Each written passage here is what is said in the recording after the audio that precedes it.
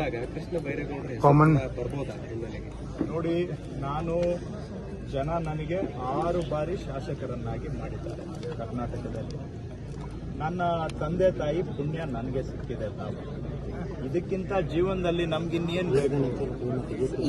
ಕಾಂಗ್ರೆಸ್ ಪಕ್ಷ ನನ್ನನ್ನ 3 ಬಾರಿ ಮಂತ್ರಿ ಮಾಡಿದೆ. 5 ವರ್ಷ ಕೃಷಿ ಮಂತ್ರಿಯಾಗಿ ಸಂಪೂರ್ಣ ಅವಧಿಗೆ ಕೆಲಸ ಮಾಡಿದವನು ನಾನು ಒಬ್ಬನೇ ಅನ್ಸುತ್ತೆ 40 ವರ್ಷದ ಇತಿಹಾಸ. ಇನ್ನೆಲ್ಲ 2 ವರ್ಷ 3 ವರ್ಷ RDPR ಸಚಿವನಾಗಿ ಕೆಲಸ ಮಾಡಿದ್ದೆ. ಇವತ್ತು ಕಂದಾಯ ಸಚಿವನಾಗಿ ಕೆಲಸ ಮಾಡೋ ಅವಕಾಶ ಪಕ್ಷ ಕೊಟ್ಟಿದೆ. ಕೈ ತುಂಬಾ ಕೆಲಸ ಇದೆ ನನಗೆ. 20 ದಿನದಲ್ಲಿ 24 ಗಂಟೆ ಅಲ್ಲ, 48 ಗಂಟೆ ಇದ್ರೂ ಕೂಡ ಸಾಲೋದಿಲ್ಲ, ಅಷ್ಟು ಕೆಲಸ ಇದೆ. ನಮ್ಮ ಅಧಿಕಾರಿಗಳೇ ನಮ್ಗೆ ಕೆಲಸದ ಒತ್ತಡ ಜಾಸ್ತಿ ಆಗ್ಬಿಟ್ಟಿದೆ ನೀವು ಬಂದ್ಮೇಲೆ ಅಂತ ನನ್ನ ಮೇಲೆ ಕಂಪ್ಲೇಂಟ್ ಮಾಡ್ತಾರೆ. ಇಷ್ಟೆಲ್ಲ ಇರೋವಾಗ ಯಾಕೆ ಇರೋ ಕೆಲಸ ಮಾಡೋಣ? ಕೈಗೆ ಸಿಕ್ಕಿದ್ರಲ್ಲಿ ಏನೋ ಒಂದಷ್ಟು ಕೆಲಸ ಮಾಡಿದ್ರೆ ಹೇಳ್ತೇನೆ. ಇರೋದ್ರಲ್ಲಿ ನಾವು ಕೆಲಸ ಮಾಡಿ ಏನೋ ಜನಕ್ಕೆ ಒಂದು ಕೈಲಾದಷ್ಟು ಅಳಿಲು ಸೇವೆ ಮಾಡಿದ್ರೆ ಅದೇ ಸೌಭಾಗ್ಯ ನಮ್ಮ ಪಾಲಿಗೆ.